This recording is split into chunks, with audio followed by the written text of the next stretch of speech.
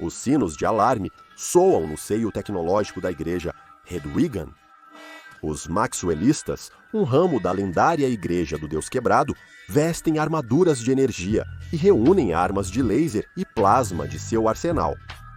Do lado de fora, um ataque de outro mundo se enfurece. Cultistas sarquistas, identificando-se como adoradores de Nel-Nel-Kik, saíram de uma série de vans pretas estacionadas no deserto de Reno, cercando o prédio. Cada um deles carregava taumaturgia Sarkic, o bastante para transformar uma cidade inteira em monstros mutantes adoradores de carne, mas não era só isso que tinham. Um caminhão de 18 rodas estava estacionado entre as vans. Ao abrir a traseira, uma catástrofe impossível de carne rastejou para fora. Uma montanha de carne, bocas e tentáculos. Uma besta imparável, feita de 50 devotos adoradores do grande carcista Aion e seus ensinamentos, especificamente projetada para devastar uma base maxwellista fortemente guardada. Agora seria o teste definitivo para ver se poderia corresponder às expectativas. Guardas postados do lado de fora da igreja, exibindo apenas pequenos avanços mecânicos ocultos, escondidos sob suas roupas, foram rapidamente dominados. Tropas de choque, Sarkic, vestidas com túnicas de carne, adornadas com símbolos arcaicos, se aproximaram em silêncio, gesticulando de forma estranha e murmurando encantamentos. Os guardas sentiram sensações ácidas e ardentes dentro dos seus corpos, como se seus órgãos tivessem de repente desenvolvido vidas e mentes próprias, e ressentissem o fardo bestial dos corpos maiores ao redor deles. Tentáculos começaram a emergir de sua carne, perfurando suas roupas. Os guardas gritaram enquanto eram tomados, suas novas conglomerados, de seus órgãos despertados, sarquicamente, anulando qualquer controle que eles já tiveram. Seus corpos se transformaram em abominações carnais sob o comando dos homens que os deformaram, e eles se arrastaram para a igreja que uma vez guardaram. Os maxwellistas, que sucumbiram aos sárquicos, se tornaram seus lacaios. Os mecanitas precisavam assumir o controle da situação rapidamente, ou seriam dominados. Internamente, os maxwellistas uniram forças. Eles se organizaram em equipes de ataque fortemente armadas e blindadas, grupos de cerca de 6 espalhados para bloquear os corredores. À frente de cada equipe estava um mecanita de alta patente, um paladino para o Deus Quebrado, empunhando um canhão de energia de 2 mãos ligado a um pacote de energia pendurado em suas costas. Um desses guerreiros de Mecane era Ramírez, que liderou sua equipe a partir de um dos muitos bancos de dados dentro da igreja.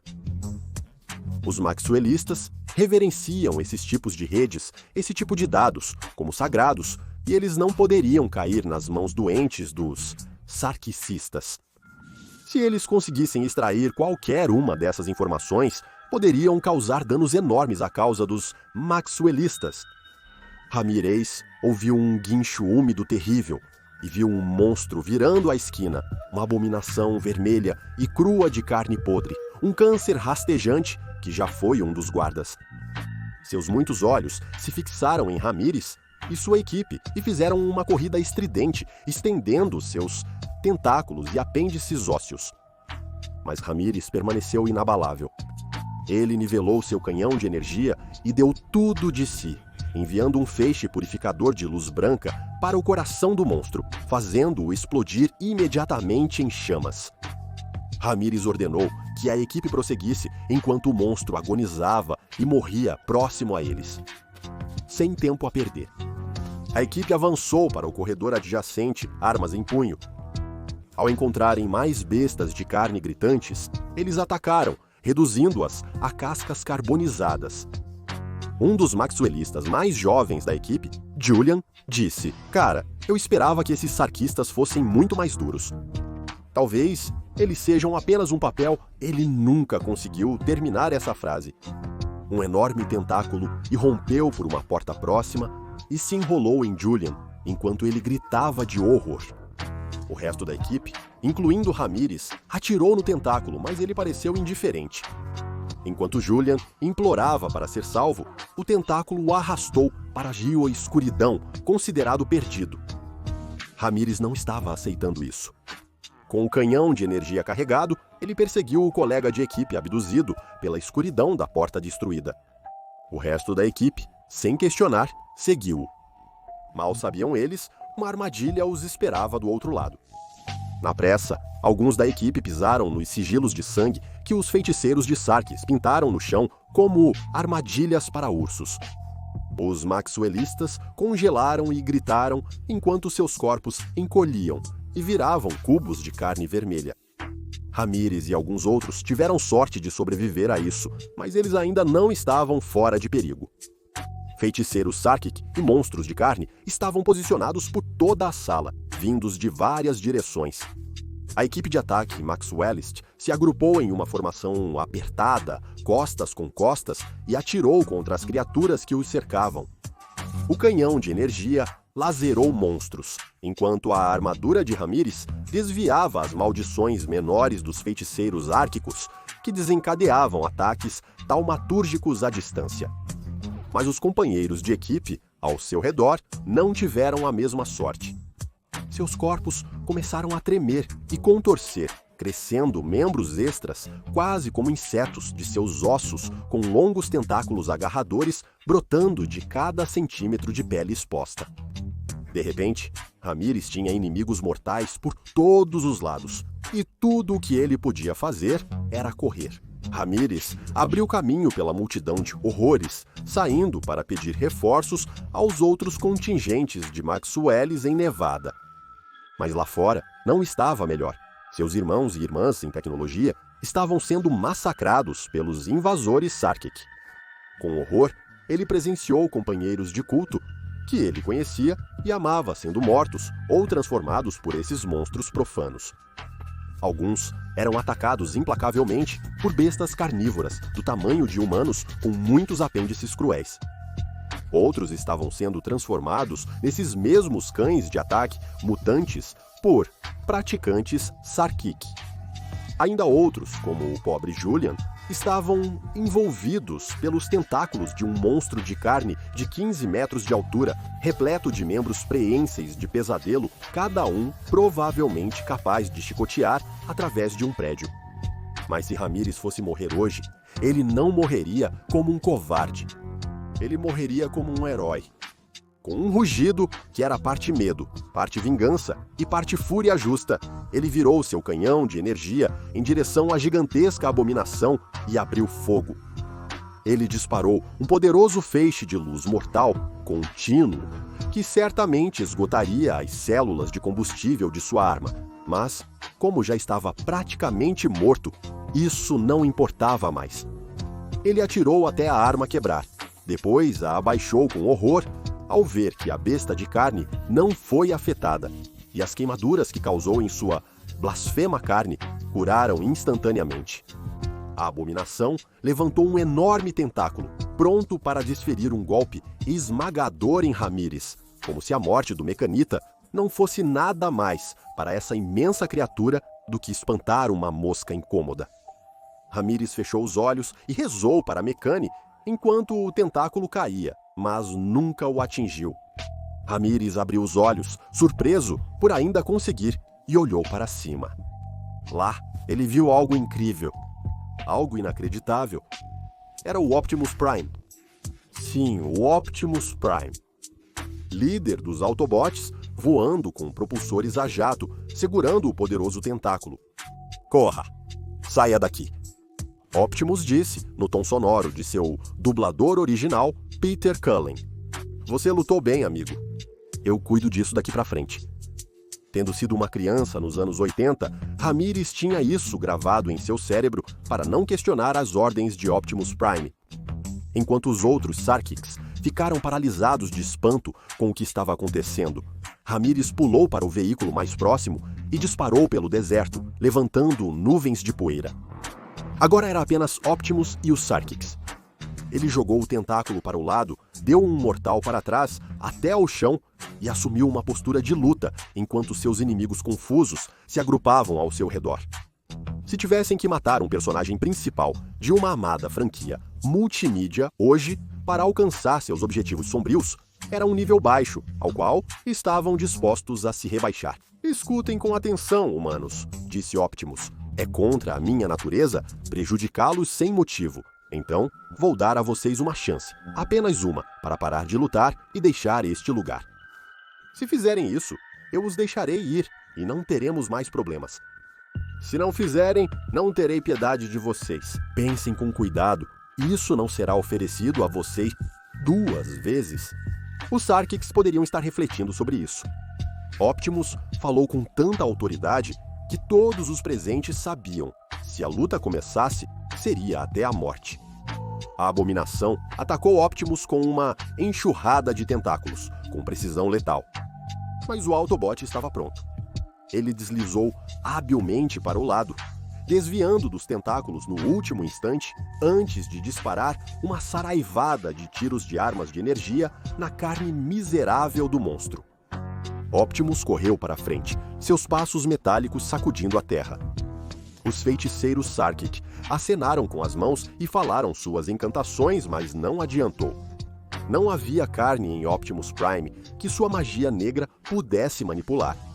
Os poderes que os tornavam tão devastadores contra os humanos maxwellistas eram inúteis contra ele. Optimus acionou seu canhão de plasma montado no ombro, disparando rajadas de matéria superaquecida e semilíquida que vaporizava os feiticeiros Sarkic ao contato, sem sequer um grito. Não trazia prazer a Optimus executar esses homens que se desviaram do caminho da retidão, mas essa foi a escolha que eles fizeram. Quando os feiticeiros perceberam o quão desesperada era a luta e começaram a fugir, os monstros de carne que antes eram maxwellistas se aglomeraram em Optimus, prendendo-se no lugar com seus tentáculos e tentando perfurar as placas de armadura de liga de titânio com seus apêndices perfurantes. Optimus não perde tempo em agarrar as criaturas e arrancá-las de seu corpo, esmagando cada uma até a morte antes de jogá-las de lado para apodrecer ao sol de Reno. Não demorou muito para ele eliminar cada um deles, sem grande risco para si mesmo.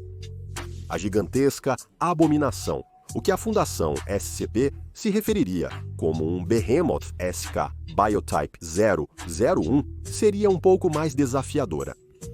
Optimus avançou contra o monstro, desviando e pulando em seus muitos tentáculos.